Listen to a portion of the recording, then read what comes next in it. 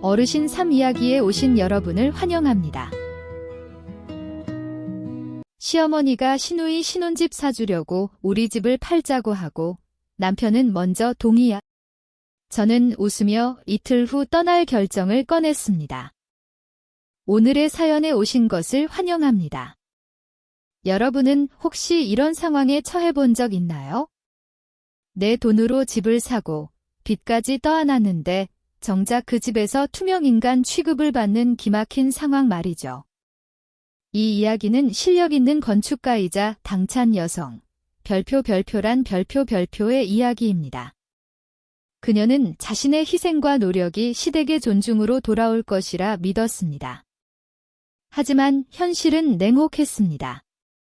시어머니 국여사가 조상대대로 내려오던 20억 원 KRW 짜리 집을 팔아버린 그날 비극은 시작되었습니다. 더 기가 막힌 건 그 거액을 흥청망청 놀기 좋아하는 막내 아들에게 몽땅 넘겨주고 본인은 란 부부의 집으로 들어와 노후를 즐기겠다고 선언한 것입니다. 며느리를 공짜 파출부 취급하면서 말이죠. 뻔뻔한 불공정과 우유부단한 남편 앞에서 라는 소란스러운 말다툼 대신 대담한 수를 둡니다.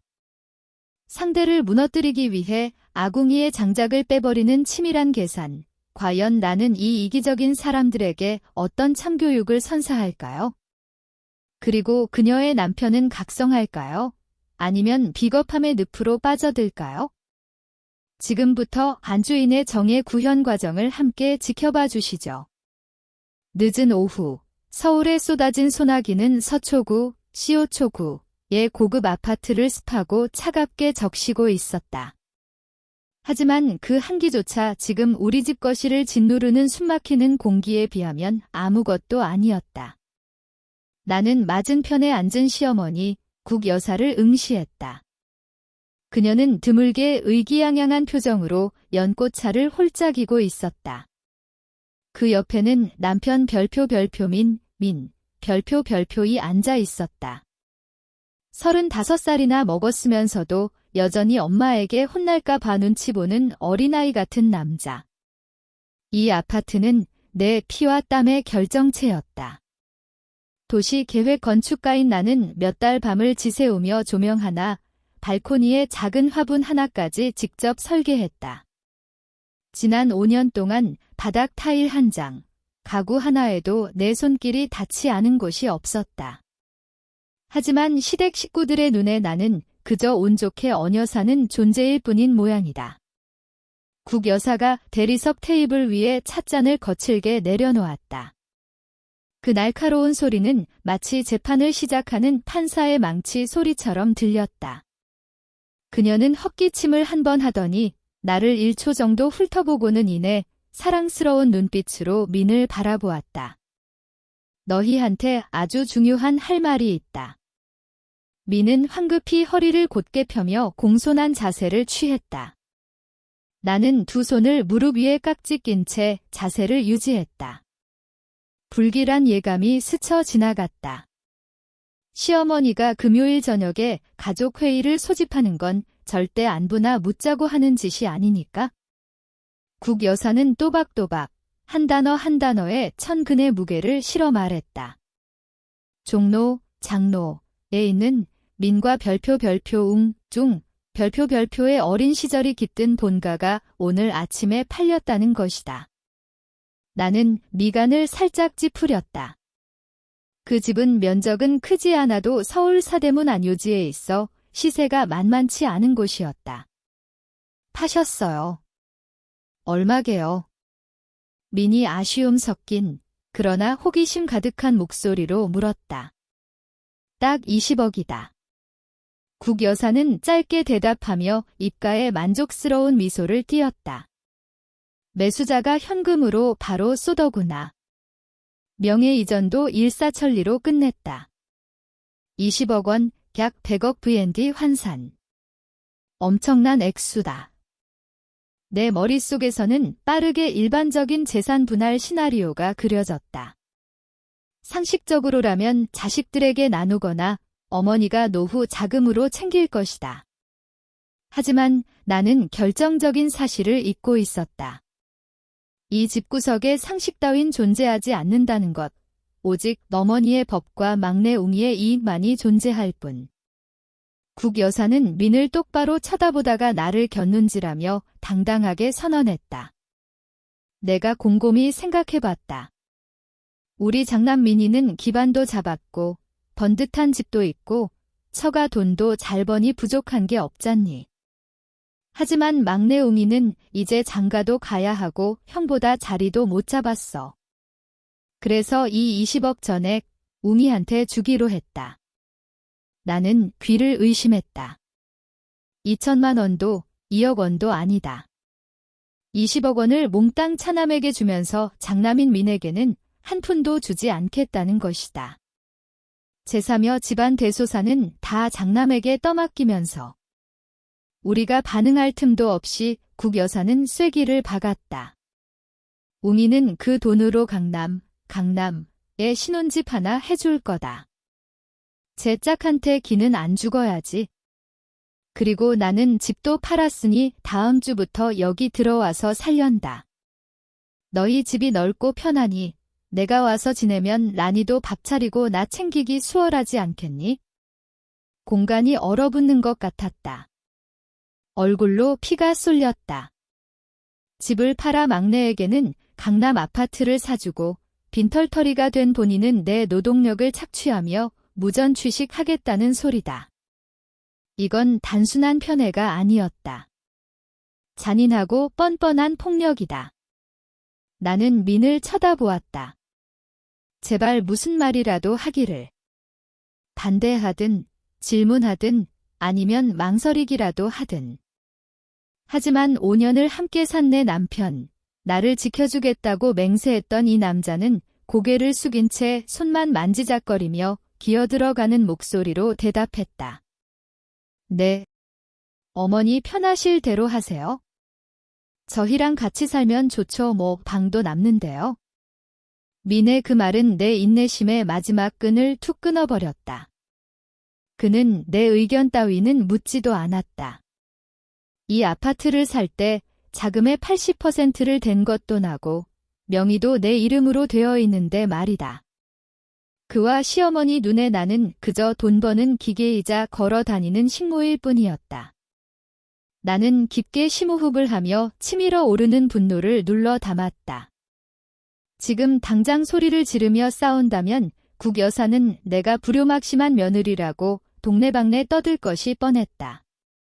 그녀는 언제나 도덕이라는 가면을 쓰고 나를 찍어 눌렀다. 나는 건축가다.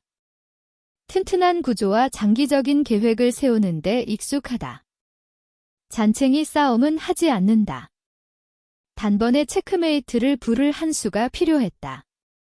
어머니, 제 생각도 좀 말씀드려도 될까요? 나의 차분하고 서늘한 목소리가 국 여사의 환희를 가로질렀다. 국 여사는 내가 입을 열자마자 불쾌한 기색을 드러내며 눈살을 찌푸렸다. 의견은 무슨? 남편 집이니 시어머니가 와서 사는 건 당연한 거지.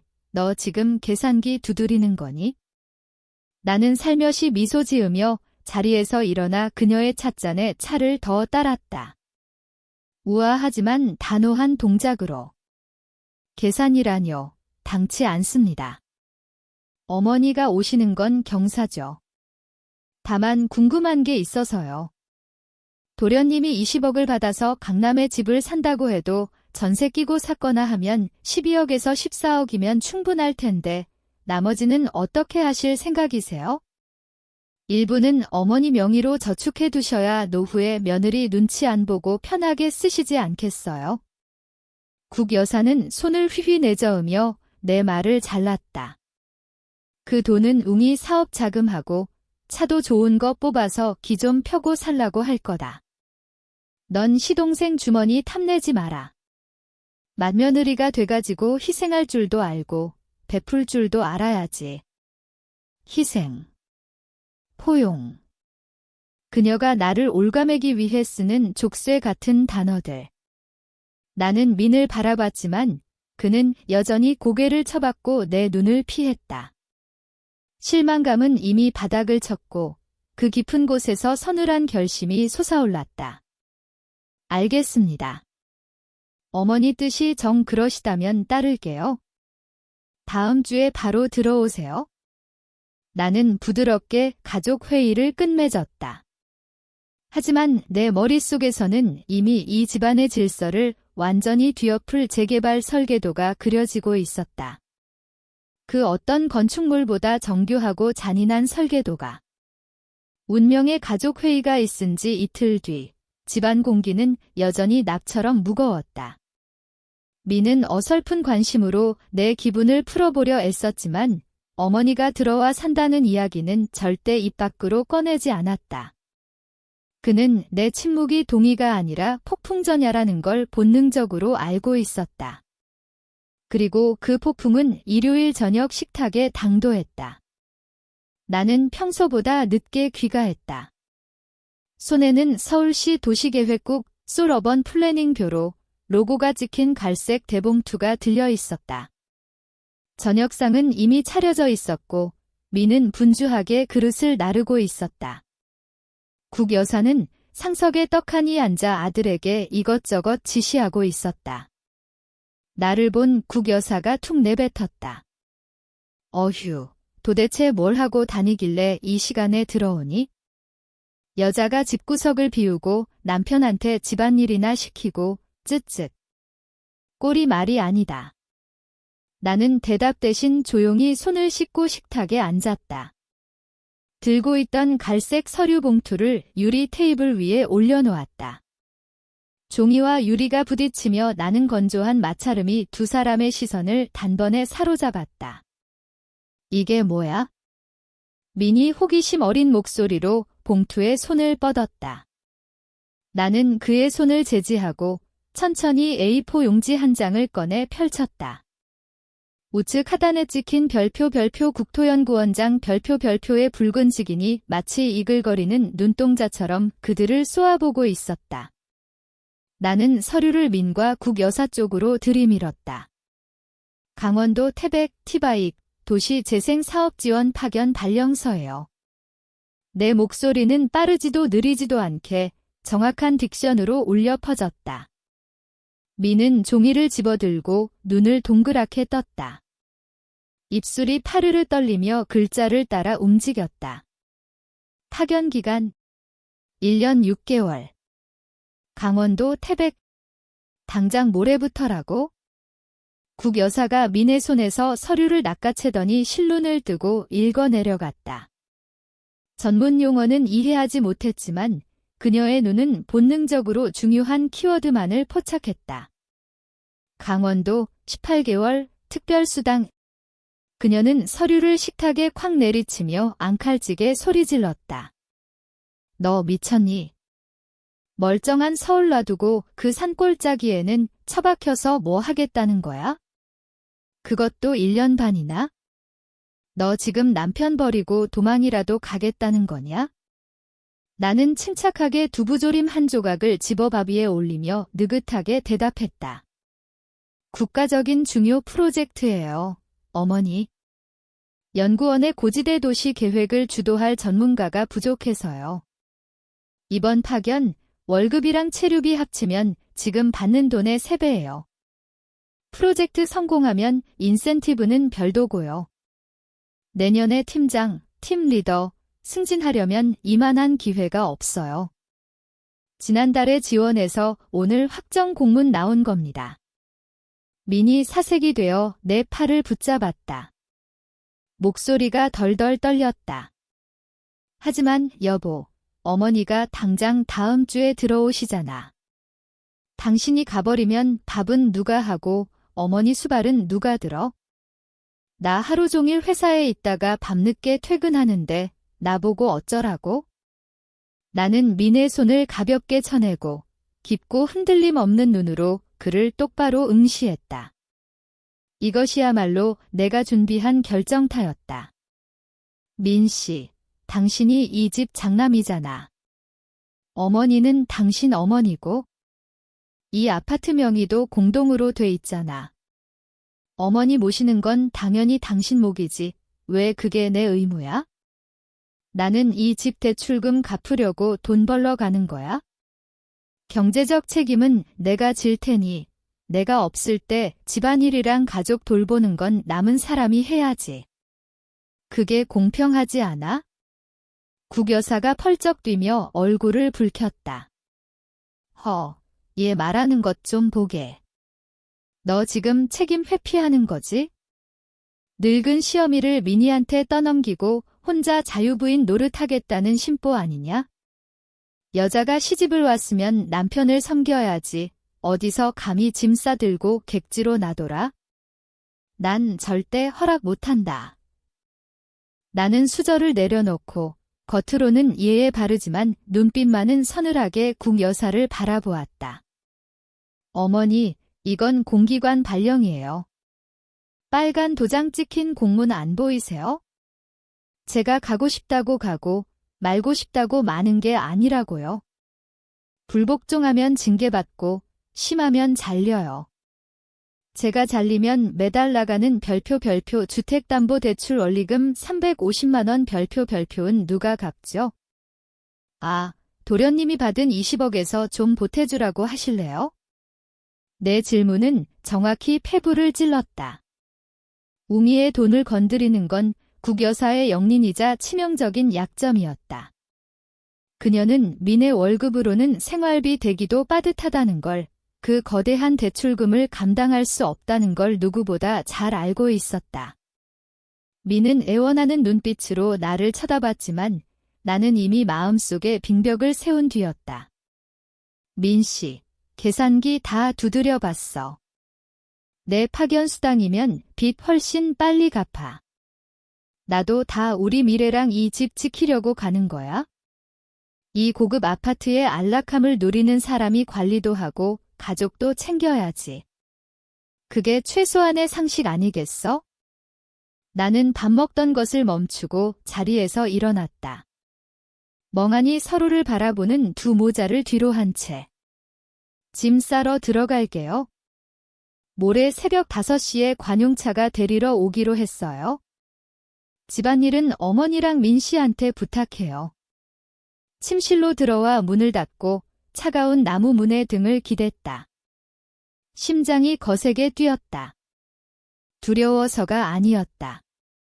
혈관을 타고 흐르는 해방감 때문이었다. 나는 도망치는 게 아니다. 그들에게 가장 헤드 오브 하우스홀드의 무게와 현실을 가르쳐 주려는 것이다. 방 안의 따스한 조명 아래서 캐리어에 옷을 채워 넣으면서도 내 마음은 차갑게 식어 있었다. 물건 하나하나에 추억이 서려 있었지만 이제 그것들은 내가 이 결혼 생활에서 얼마나 철저히 고립되어 있었는지를 보여주는 증거물에 불과했다. 5년 전 이 아파트를 샀던 날이 떠올랐다.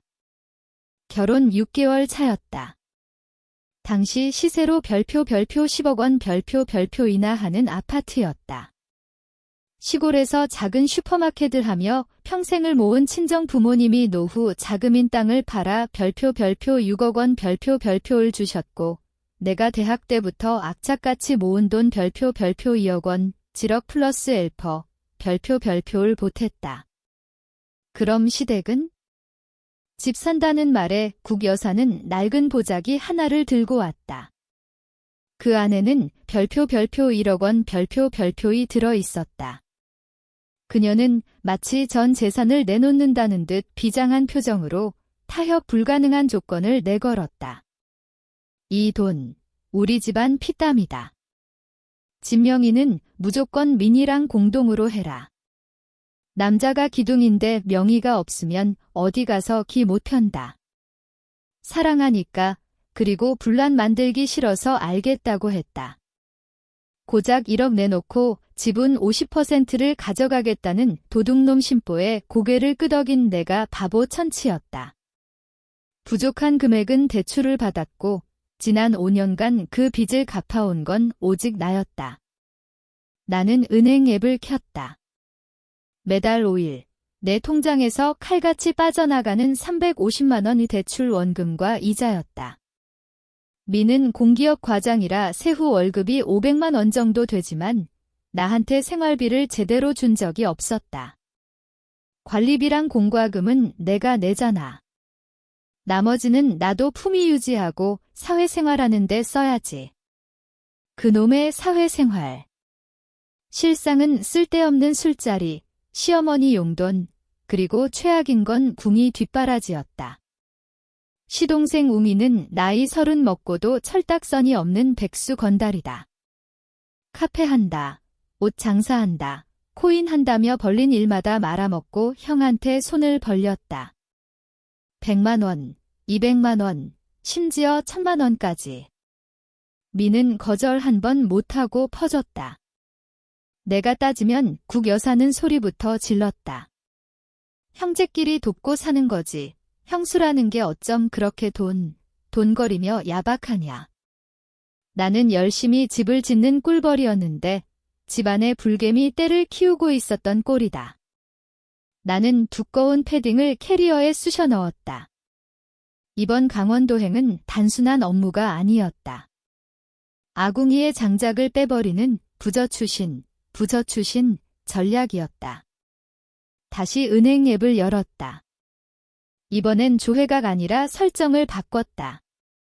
주택담보대출, 관리비, 가스비, 전기세 등 모든 자동이체 계좌를 내가 가지고 있던 미네 서브 통장, 잔고가 없는 껍데기 통장에서 그의 별표 월급 통장, 주거래 계좌, 별표로 변경해버렸다.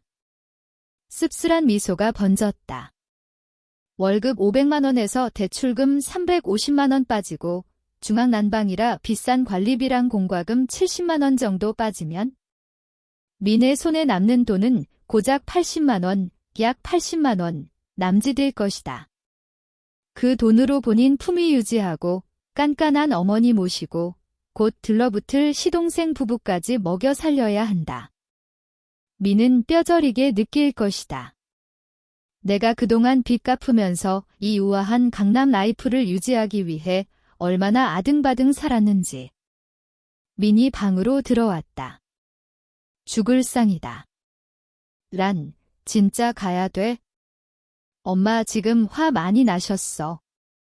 나는 고개도 들지 않고 지퍼를 채웠다. 내가 안 가면 그 빚은 누가 갚고 당신네 집안 체면은 누가 세워줘. 당신이 집에서 어머니 잘 모셔. 어머니 연세도 있으신데 섭섭하게 하지 말고. 그리고 웅이 도련님 오냐오냐 하지 마. 나 없으니까 가계부 관리해 줄 사람 없어. 당신 그러다 빚 밀리면 은행에서 이 집 경매로 넘겨버릴 거야.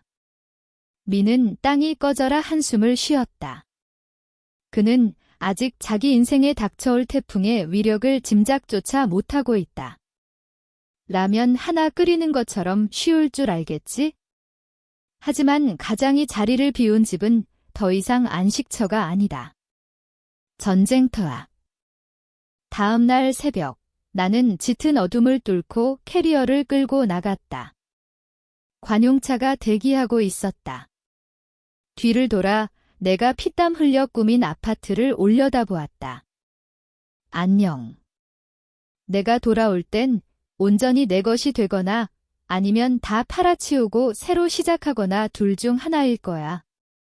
하지만 확실한 건 내 집에서 식모처럼 사는 짓은 이제 끝이야.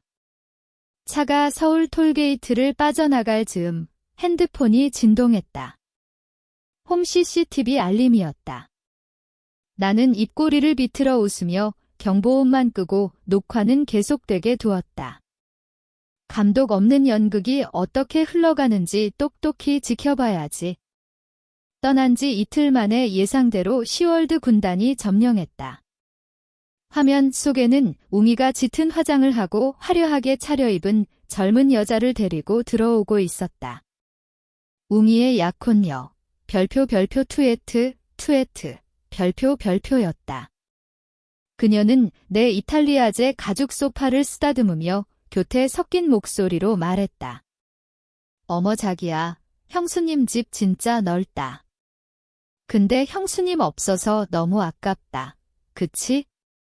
국 여사가 부엌에서 과일 접시를 들고 나오며 호들갑을 떨었다.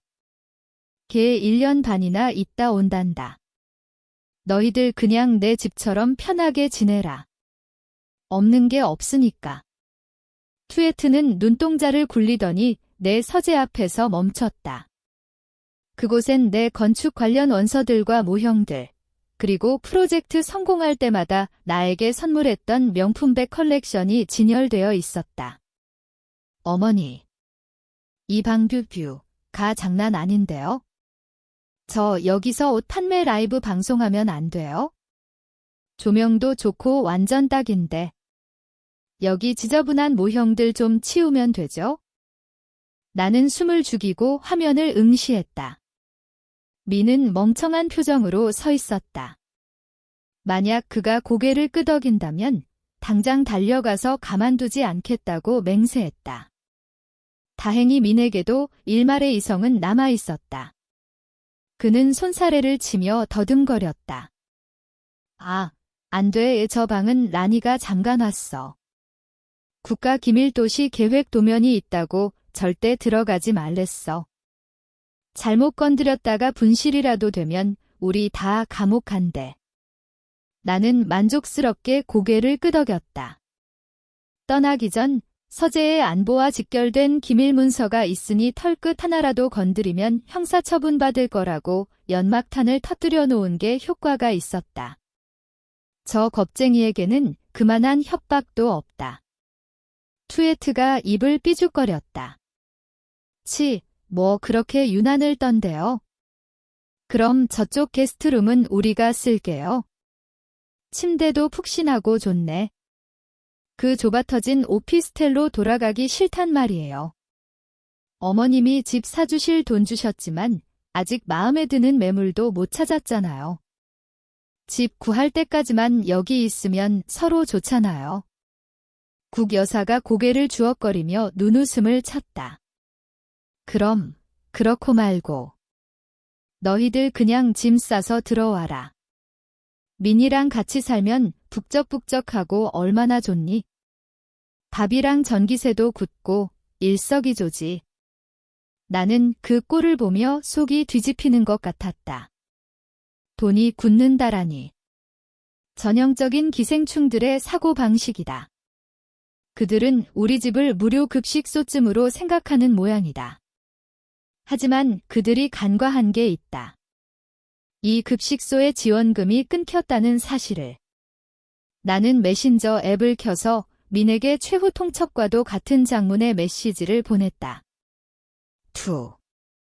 남편, 민 씨, 카메라 보니까 도련님 커플 와 있네.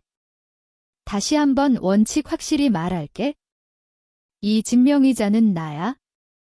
어머니 모시는 건 당신 효도니까 허락한 거야.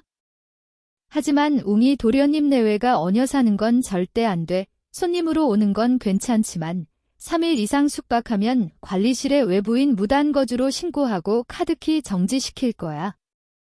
경찰 불러서 거주 사실 확인할 수도 있어. 서재 문 억지로 따려고 하면 재물손괴로 고소할 거고. 그리고 당신 월급 별표 500만 원 별표인 거 알지?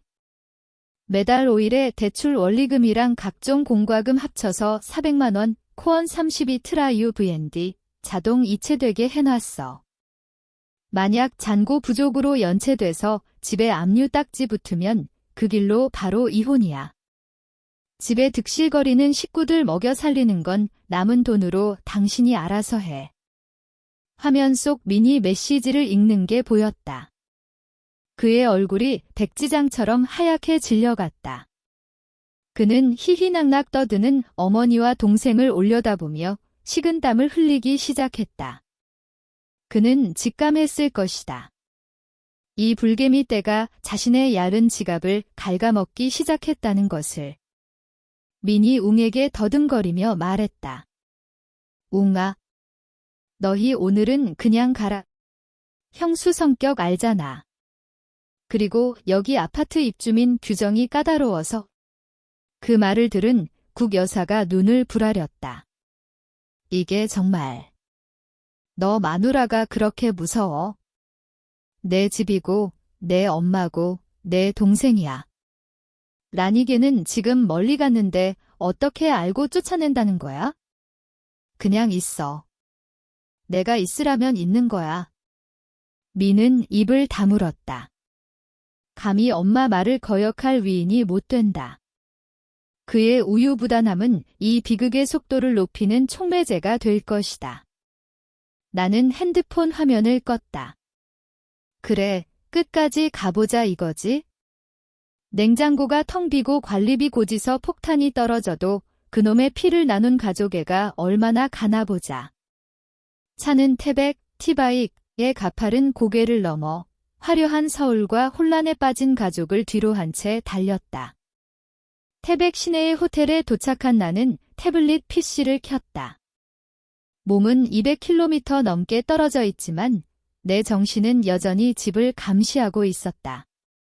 침실과 화장실을 제외한 모든 공용 공간에 설치된 홈 IoT 카메라가 그들의 일거수일투족을 보여주었다. 저녁 6시, 평소라면 저녁 밥상이 차려졌을 시간이다. 화면 속 국 여사는 내가 작년에 산 일본산 최고급 IH 압력밥솥 앞에서 끙끙대고 있었다. 복잡한 터치 패널과 일본어 메뉴 때문에 나는 민을 위해 한글 라벨을 붙여줬지만 국 여사에겐 가르쳐준 적이 없었다. 국 여사는 인상을 쓰며 터치 버튼을 거칠게 눌러댔다. 입 모양을 보니 뭐 이따위 밥통이 다 있어 라고 욕하는 게 분명했다.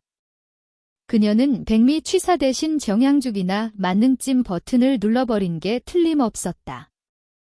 조리 시간이 2시간으로 찍히는 걸 봤으니까? 그녀는 밥솥 뚜껑을 쾅 닫고는 사도어 냉장고로 향했다. 냉장고 문이 열렸다. 하지만 그 안은 텅 비어 있었다. 떠나기 전 나는 식재료를 싹 정리했다. 냉장실엔 생수 몇 병과 내가 일부러 남겨둔 쉰 김치 한 통뿐. 냉동실은 성에 하나 없이 깨끗했다. 그들이 손만 뻗으면 나오는 맛있는 음식에 익숙해져 있었다면 이제는 직접 지갑을 열어 장을 보는 수고를 해야 할 것이다. 국 여사가 꽥소리를 질렀다. 민이 헐레벌떡 뛰어왔다. 집에 도둑 들었니? 냉장고 꼴이 이게 뭐야? 내 처는 장도 안 봐놓고 갔냐? 민이 머리를 극적이며 난감해했다. 말했잖아요. 란이 급하게 갔다고. 그리고 먹고 싶은 거 있으면 신선한 걸로 직접 사다 먹으라던데요. 제가 지하마트 가서 고기 좀 사올게요. 미는 지갑을 들고 단지 내 대형마트 GS 더 프레시 라티 슈퍼로 내려갔다. 결혼 5년 만에 처음으로 남편이 가족을 위해 직접 장을 보러 가는 순간이었다. 그동안은 숟가락만 얹으면 됐었지만 카메라 화면을 세탁실로 돌렸다. 철없는 동서 투에트가 캐리어에서 옷무덤을 꺼내고 있었다. 그녀는 비싼 실크 블라우스, 청바지, 레이스 원피스, 색깔 있는 속옷을 구분도 없이 드럼 세탁기에 쳐넣었다. 그러고는 고농축 세제를 들이붓고 표준 세탁 버튼을 마구잡이로 눌렀다. 미간이 찌푸려졌다. 저 세탁기는 섬세 의류 모드가 따로 있는데 저렇게 돌리면 옷감 다 상하고 거품이 넘칠 텐데. 아니나 다를까 15분 뒤 이민이 부엌에서 어설픈 폼으로 고기를 썰고 있을 때 세탁기 경고음이 요란하게 울렸다. 세탁실 바닥으로 하얀 거품이 역류해 흘러나오고 있었다. 까! 웅이 오빠. 도와줘. 세탁기가 미쳤나 봐. 소파에 누워 폰게임을 하던 웅이 귀찮다는 듯 어기적거리며 걸어갔다. 부부는 거품 바다를 보며 어쩔 줄 몰라 하다가 결국 웅이네 욕실에 걸려있던 최고급 별표 뱀부 타월, 별표를 가져다가 바닥걸레로 써버렸다. 한 장에 5만 원이나 하는 내 수건이 걸레짝이 되는 걸 보며 가슴이 찢어지는 듯했지만 이것 또한 그들에게 현실을 가르치는 수업료라 생각하며 참았다. 저녁 8시 30분. 처참한 저녁상이 차려졌다. 민이 구운 돼지 불고기는 폰 보느라 한쪽 면이 새까맣게 탔고 시금치 된장국은 너무 오래 끓여 누렇게 뜬 소금물 같았다. 밥은 국 여사의 조작 실수로 이유식처럼 떡이 되어 있었다. 대리석 식탁에 둘러앉은 네 사람의 얼굴이 흑빛이었다. 웅이 고기 한 점을 입에 넣더니 인상을 쓰며 휴지에 뱉어냈다. 아, 형, 고기 맛이 왜 이래? 써서 못 먹겠네? 그냥 피자나 시켜 먹자. 이걸 어떻게 먹어? 국 여사도 숟가락을 탁 내려놓으며 한숨을 쉬었다. 밥은 죽이고 국은 소금국이고 내 팔자야. 늙어서 밥 한 끼도 제대로 못 얻어먹네. 라니가 있을 땐 안 이랬는데 걔 없으니까 집안 꼴이 말이 아니구나. 민은 묵묵히 떡이 된 밥을 꾸역꾸역 밀어넣었다. 반박할 수 없었다. 본인이 먹어봐도 구역질이 날 지경이었으니까. 하지만 기가 막힌 건 그 누구도 팔을 걷어붙이고 다시 요리하거나 치울 생각을 하지 않는다는 점이었다. 그저 불평만 늘어놓으며 누군가의 봉사를 기다릴 뿐. 식사가 끝나고 개수대에는 더러운 그릇이 산더미처럼 쌓였다. 아무도 움직이지 않았다. 투에트는 네일아트 망가진다며 쏙 빠졌고 웅은 남자가 부엌일 하는 거 아니라며 도망갔다. 국 여사는 아이고 허리야를 연발했다. 결국 설거지통 앞에 선 것은 어깨가 축 처진 가장 민이었다. 화면 너머로 설거지통 앞에 구부정하게 선 남편의 뒷모습이 보였다. 그는 이제야 내가 지난 몇 년간 홀로 짊어졌던 독박가사의 무게를 뼈저리게 느끼고 있을 것이다. 하지만 민, 이건 예고편에 불과해. 진짜 악몽은 금융치료와 함께 시작되니까. 매달 5일, 모든 채무자의 운명이 결정되는 날, 나는 태백, 티바익, 사무실에 앉아 업무를 보던 중 핸드폰 진동을 느꼈다. 내 명의로 된 부부형 체크카드와 연동된 민의 계좌 알림이었다. 모든 자금 흐름은 내 손바닥 위에 있었다. 띠링. 문자 주택담보대출 원리금 출금 350만원, 350만원. 띠링. 문자 한국전력공사 전기요금 출금 30만원, 30만원. 24시간 풀가동한 중앙냉난방비치고는 놀랍지도 않다. 띠링. 문자 아파트 관리비 및 차량 3대 주차비 출금 70만원, 70만원. 순식간에 민의 월급 500만원, 500만원 중 450만원이 공중분해되었다. 잔액 50만원. 하지만 비극은 여기서 끝이 아니었다. 나는 떠나기 전 민과 시어머니 앞으로 든 종신보험 분기 납입금을 자동 이체로 돌려놓았다. 하필이면 오늘이 납입일이었다. 띠링. 문자 5 생명보험료 출금 40만원, 40만원. 최종 잔액 10만원. 나는 민의 표정을 상상했다. 아마 그는 믿을 수 없는 숫자가 춤추는 핸드폰 액정을 보며 눈이 뒤집혔을 것이다. 서초구 아파트 거실. 내 예상대로 민은 덜덜 떨리는 손으로 핸드폰을 쥐고 있었다. 실내 온도 18도의 서늘한 집안에서 식은땀을 비 오듯 흘리면서 10만원, 단돈 10만원으로 한 달을 버텨야 한다. 성인 4명의 식비, 기름값, 커피값, 경조사비. 이 텅 빈 지갑으로 감당할 수 있겠는가? 그때 웅이 안방에서 명품 지갑을 들고 거들먹거리며 걸어 나왔다.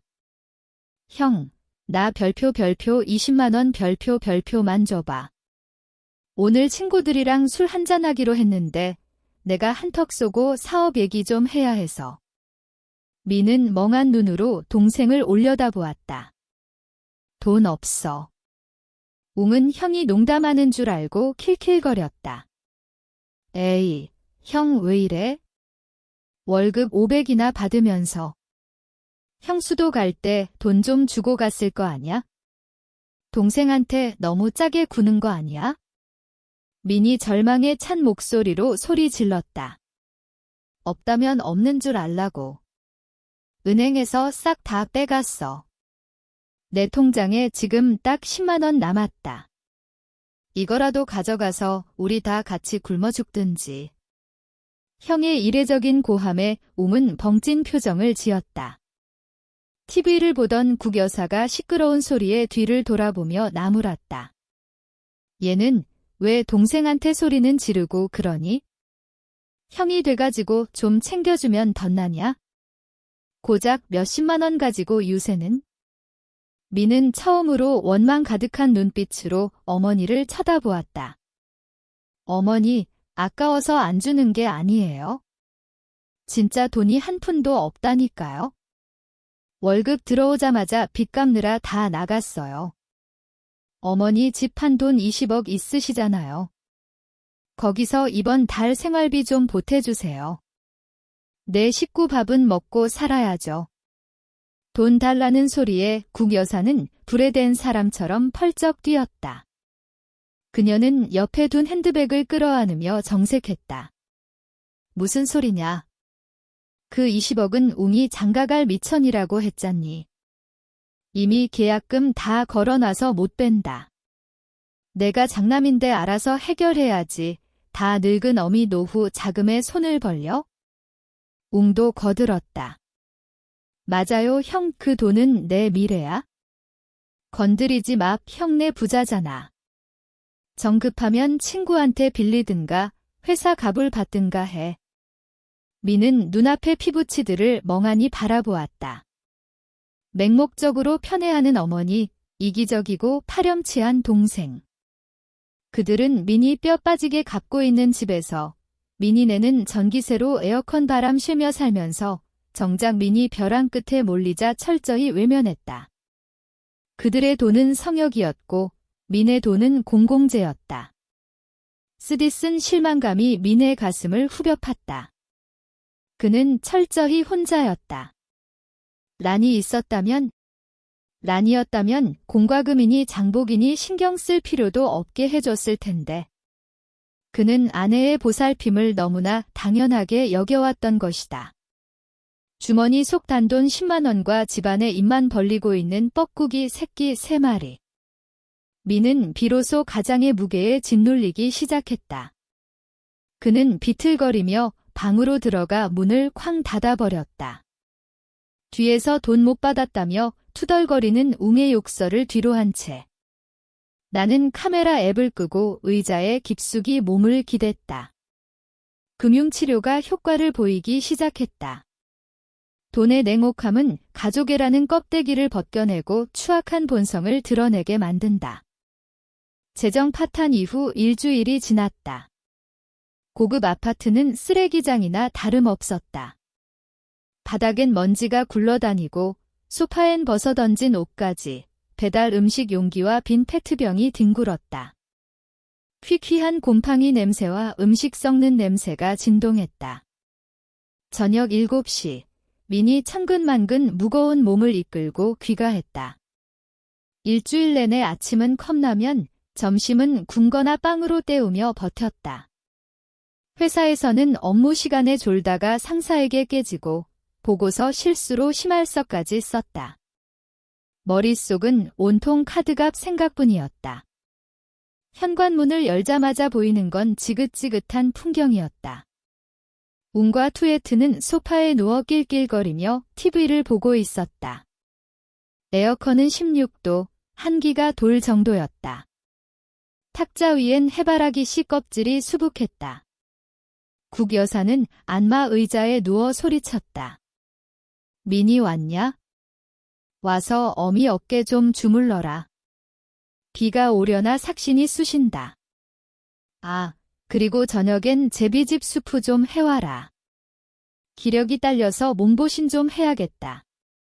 민은 낡은 서류 가방을 든 채 현관에 못 박힌 듯 섰다. 제비집. 나는 지금 라면 먹고 버티는데 엄마는 그 비싼 걸 해달라고? 요즘 제비집 100g에 얼마인지나 알아? 그때 웅이 인사는커녕 턱짓으로 민을 불렀다. 형, 왜 이렇게 늦었어? 냉장고 텅 비었더라. 맛있는 안주 좀 사와봐. 나랑 재수씨 배고파서 현기증 난단 말이야. 민 안에서 팽팽하게 당겨져 있던 끈이 툭 끊어졌다. 그는 가방을 바닥에 내동댕이 쳤다. 웅과 투예트가 깜짝 놀라 펄쩍 뛰었다. 먹고, 처먹고, 또 처먹고. 니들은 대가리에 먹을 것밖에 안 들었냐? 민이 짐승처럼 포효했다. 눈발이 붉게 섰다. 니들은 손이 없어 발이 없어? 배고프면 니들 돈으로 사 먹어. 나 하루 종일 밖에서 개처럼 일하다 왔어. 집에 오면 물 한 잔 주는 인간이 없고 온통 쓰레기 천지야. 여기가 우리 집이야. 쓰레기 매립지야? 국 여사가 놀라 뛰쳐나왔다. 너 미쳤니? 어디서 윗사람, 아랫사람 몰라보고 소리를 질러? 동생이 집 봐주는데 고마운 줄은 모르고. 미는 울분 섞인 목소리로 어머니에게 대들었다. 집을 봐줘요. 집을 부수는 거겠죠? 꼬라지를 보세요. 이게 사람 사는 집입니까? 전기세는 폭탄 맞게 생겼고 전 돈 한 푼 없어요. 말라 죽겠다고요. 어머니 20억 있으시잖아요. 큰아들 굶어 죽게 생겼는데 그 돈 끌어안고 사실 거예요? 국 여사는 여전히 요지부동이었다. 그 돈은 절대 안 된다고 했지? 정 힘들면 내 처한테 전화해. 걔는 월급 많이 받는다며 남편을 굶겨? 당장 전화해서 돈 붙이라고 해. 안 해. 미는 코끝이 시큰해졌다. 란이 있을 때 집은 언제나 레몬그라스 향기가 났고 따뜻한 밥상이 기다리고 있었다. 그는 공과금 고지서 구경도 못 해봤다. 그는 자신이 누리던 안락함이 아내의 희생 덕분이라는 걸 까맣게 모르고 살았다. 미는 핸드폰을 꺼냈다. 하지만 돈을 달라고 하기 위해서가 아니었다. 그는 절박함을 담아 메시지를 쳤다. 아내, 여보, 살려줘. 나 진짜 죽을 것 같아. 곧 파산이야. 엄마랑 웅이 때문에 미치겠어? 제발 돌아와 줘. 내가 잘못했어. 나는 웅장한 태백산맥이 내려다 보이는 창가에서 차를 마시다 메시지를 확인했다. 바로 답하지 않았다. 차 한 모금을 천천히 음미했다. 쌉싸름한 맛 끝에 단맛이 감돌았다. 민이 굴복하기 시작했다.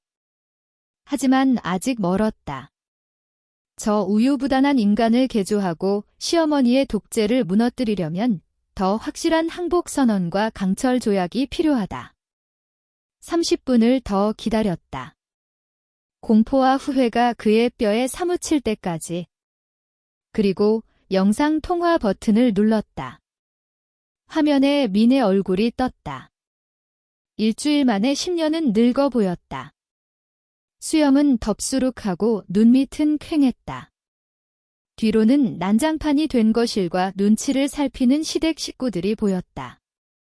나는 일부러 내 뒤로 펼쳐진 평화롭고 아름다운 산세를 보여주며 여유롭고 환하게 웃었다. 그가 갇힌 지옥과 극명하게 대비되도록. 어머, 민씨 일주일 만에 왜 그렇게 폭삭 사갔어요? 집안에 무슨 좋은 일이라도 있어요? 내 목소리를 듣자 민은 어린아이처럼 엉엉 울음을 터뜨렸다. 라나. 흑흑, 내가 잘못했어. 제발 와줘. 집안 꼴이 말이 아니야? 엄마랑 웅이가. 나는 차갑게 말을 끊었다. 다 알고 있어요. 카메라로 실시간 관람 중이거든요. 징징거리는 소리 들으려고 전화한 거 아니에요? 해결책을 주려고 한 거지. 듣고 싶어요. 아니면 은행 압류 딱지 붙을 때까지 그 지옥에서 계속 살래요? 미는 눈물 콧물을 쏟으며 고개를 미친 듯이 끄덕였다. 들을게, 들을게. 하라는 대로 다 할게. 제발 나 좀 살려줘. 나는 카메라 렌즈를 똑바로 응시했다. 내 눈빛은 날카로운 비수 같았다. 돌아가서 빚 청산하고 이 엉망진창인 상황 정리할게. 하지만 조건이 3가지 있어. 당신과 시댁 식구들이 받아들이면 내일 당장 갈 거야. 하지만 거부한다면 난 여기서 1년 반 꽉 채울 거고 당신은 그동안 이혼 서류나 준비해둬. 미는 마른 침을 삼키며 긴장했다. 무슨 조건인데? 다 들을게. 무조건 할게. 첫째, 나는 검지를 치켜 세웠다. 어머니 집한 돈 20억 중에 12억은 웅이가 바로 토해내게 해. 그 돈은 어머니 명의로 정기예금 들 건데 통장 관리는 내가 해. 그걸 더머니 양로기금으로 쓸 거야. 어머니도 노후 자금 있으셔야지. 막내한테 몰빵하고 장남한테 얹어 사는 건 말도 안 돼. 웅이는 남은 별표 8억 별표이면 강북에 소형 아파트 사고 사업 자금하기에 충분해. 이거 안 되면 난 빚 갚는데 1원도 안 쓸 거야. 등 뒤에서 듣고 있던 국 여사와 웅이 펄쩍 뛰었다. 국 여사가 핸드폰을 향해 악을 썼다. 내가 며느리 주제에 감히 시동생 돈을 뜯어내? 꿈 깨라. 나는 차분하게 대꾸했다. 어머니, 잘 생각하세요. 그 12억 없으면 지금 민씨 경제력으론 어머니까지 모시고 살다가 곧 길거리에 나앉아요. 그때 웅이 도련님이 8억으로 온 식구 다 먹여 살릴 것 같아요. 아니면 돈 들고 도망갈 것 같아요. 전 지금 어머니 노후를 진짜로 지켜드리려는 거예요. 나는 2번째 손가락을 폈다. 둘째, 앞으로 집안일은 전적으로 민씨가 책임져. 요리, 설거지, 청소 전부 다 내가 돈 벌어 대출금 갚는 가장이니까 월급 적은 당신이 몸으로 때워. 내가 퇴근하고 와서 남편이랑 자식 수발 드는 일은 절대 없어. 그리고 가장 중요한 거, 재정 분리야. 내 허락 없이 웅이한테 단돈 10원이라도 빌려주면 그땐 진짜 끝이야. 미는 고개를 숙인 채 기어들어가는 목소리로 대답했다. 알겠어. 약속할게. 마지막 셋째, 나는 쐐기를 박았다. 앞으로 집안 대소사의 결정권은 내가 가져. 등기 권리증, 통장 관리, 양가 행사, 소비 생활까지 내가 컨트롤 타워. 야, 당신과 시댁은 내 결정에 따라야 해. 억울하면 지금 당장 내 집에서 나가. 정적이 흘렀다. 나의 3가지 조건은 가부장제와 의존성에 젖어있던 그들에게 찬물을 끼얹는 격이었다. 하지만 그들에겐 퇴로가 없었다. 미는 파산 직전이었고 웅은 형이라는 물줄을 잃을까 두려웠으며 국 여사는 장남이 망하면 자신을 부양할 사람이 없다는 공포에 휩싸였다. 나는 시계를 확인했다. 정확히 1시간 줄게. 가족 회의하고 결정해. 1시간 뒤에 다시 걸었을 때 대답이 노면 우리 인연은 거기서 끝이야. 나는 미련 없이 전화를 끊어버렸다. 그들에게 칠흑 같은 화면과 불안감을 남겨둔 채 약자는 협상 테이블에서 조건을 걸 자격이 없다는 걸 그들도 알 것이다. 통화가 끝난 뒤 집안은 화약고로 변했다. 카메라를 보니 미는 한참 동안 소파에 멍하니 앉아있더니 지난 5년간 본 적 없는 결의에 찬 표정으로 벌떡 일어났다. 그는 웅이 거실 TV에 연결해둔 PS5 게임기로 성큼성큼 걸어갔다. 화창. 미는 전선을 뽑아버리고 게임 패드를 바닥에 내동댕이 쳤다. 게임 삼매경이던 웅이 괴물 보듯 형을 쳐다봤다. 형 미쳤어. 내 게임기 얼만 줄 알아? 미는 웅의 삿대질하며 고함을 질렀다. 그 몇십만 원이 누구 돈이야? 내가 엄마한테 뜯어낸 돈, 우리 조상님 피 같은 돈 아니야? 너라니 말 들었지? 이제 내가 최종 결정 내린다. 당장 12억 토해내서 엄마 노후 자금으로 돌려놔. 아니면 너랑 내쳐. 지금 당장 내 집에서 꺼져. 웅이 벌떡 일어나 형에게 달려들 기세였다. 형이 뭔데 날 쫓아내. 엄마가 살라고 한 집이야. 엄마가 준 돈 내가 쓰겠다는데 형이 무슨 상관이야? 미는 섬뜩할 정도로 차갑게 비웃었다. 내가 못할 것 같냐? 이 집명에 나랑 나니 거야? 내가 세대주라고. 거주 등록도 안 된 놈 내보낼 권리 나한테 있어. 당장 파출소에 신고해서 주거 침입으로 끌려나가고 싶냐? 그리고 그 20억. 어머니 멀쩡하신데 내가 꼬드겨서 가져간 거면 노인 학대랑 재산 갈취로 고소할 수도 있어. 그 돈 편하게 쓸 수 있을 것 같아. 민의 협박은 웅의 급소를 찔렀다. 강한 자에겐 약하고 약한 자에겐 강한 비겁한 너무 편안한 강남 아파트에서 쫓겨나 다시 고시원으로 돌아가긴 죽기보다 싫을 것이다. 국 여사가 형제 싸움에 놀라 울먹였다. 그만해라. 형제끼리 왜 이래? 미나, 너 좀 진정해라.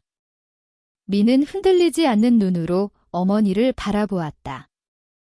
어머니, 제가 지금 어머니 지켜드리는 거예요? 웅이 놈 보세요. 돈 생기니까 어머니 챙겨요. 지들 먹고 놀기 바쁘잖아요. 12억 은행에 넣어두면 이자만 해도 한 달에 300에서 400만 원은 나와요. 어머니 드시고 싶은 거 드시고 여행 다니고 며느리 눈치 안 보고 사는 게 낫지 않아요. 나중에 빈털털이 돼서 후회하지 마시고요. 국 여사는 멈칫했다. 그녀의 머릿속 계산기가 빠르게 돌아갔다. 월 이자 소득 300만 원 이상. 쏠쏠한 금액이다. 아들이나 며느리에게 손 벌리지 않아도 되는 내 돈. 민의 말이 맞았다. 그녀 안의 실리주의가 맹목적인 편애를 눌렀다. 그래. 알았다. 국 여사가 고개를 끄덕였다. 민이 말대로 하자. 웅아, 12억 다시 엄마 계좌로 보내라. 내가 예금 들어서 노후에 쓸란다. 너는 8억이면 충분하다. 알아서 잘 살아봐라. 웅과 투에트의 얼굴이 흑빛이 되었다. 12억이라는 거금이 눈앞에서 날아갔다. 하지만 민의 서슬퍼런 태도와 돌아선 어머니의 마음을 되돌릴 순 없었다. 웅은 씩씩거리며 핸드폰을 꺼내 민의 감시하에 이체 버튼을 눌렀다. 띠링. 입금 확인 알림이 울렸다.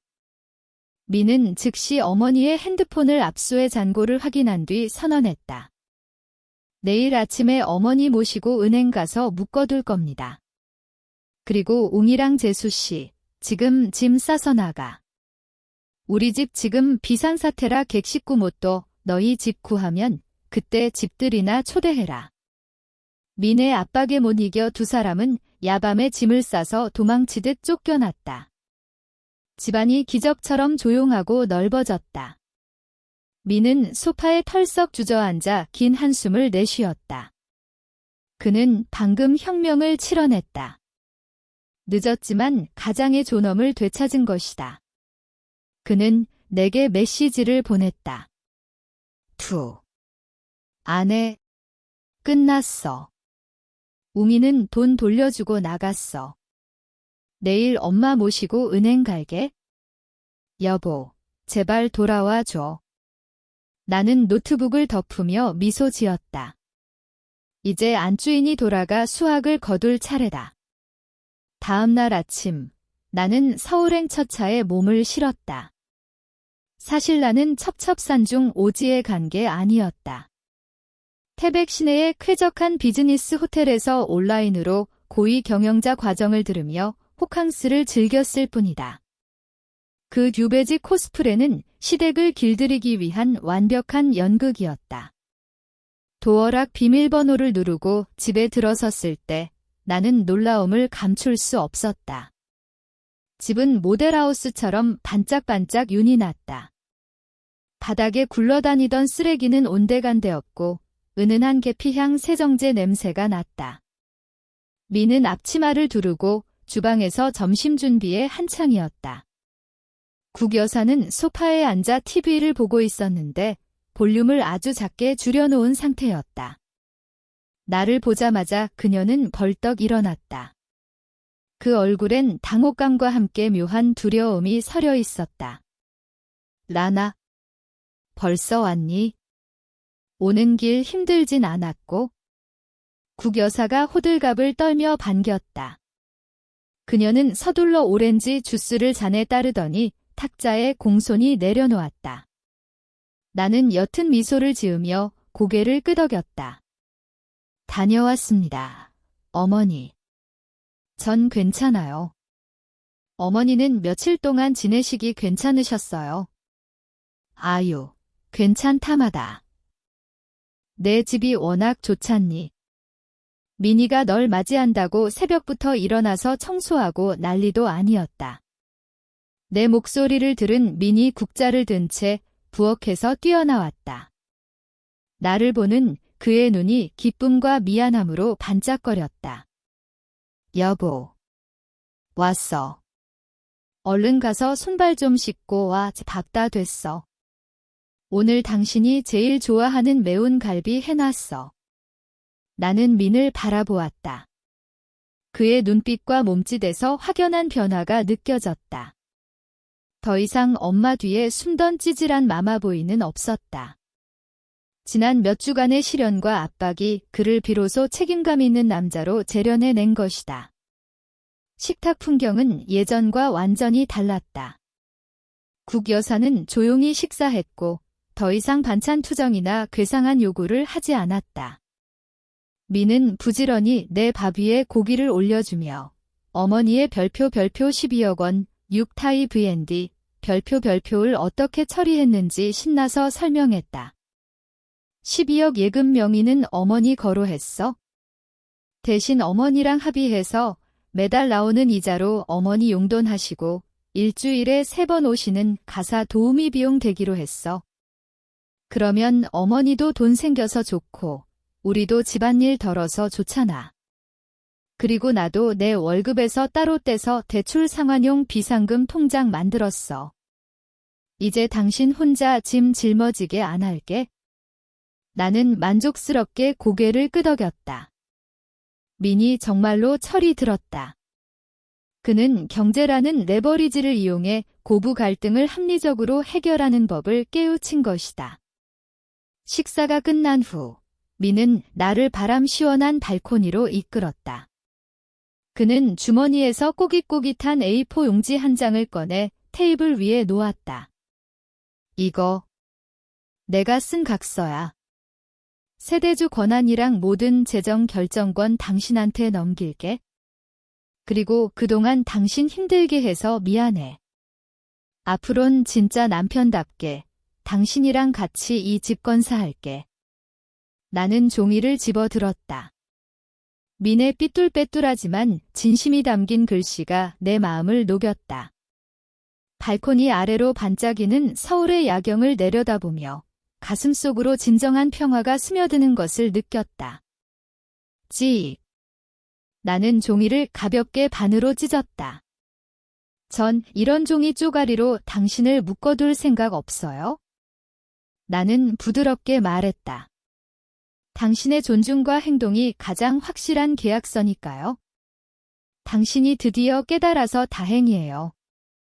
행복한 가정은 여자의 일방적인 희생이 아니라 공평한 분담과 명확한 선, 라인 위에서 만들어진다는 거려. 미는 내 손을 꽉 잡았다. 명심할게. 비싼 수업료 내고 제대로 배웠어.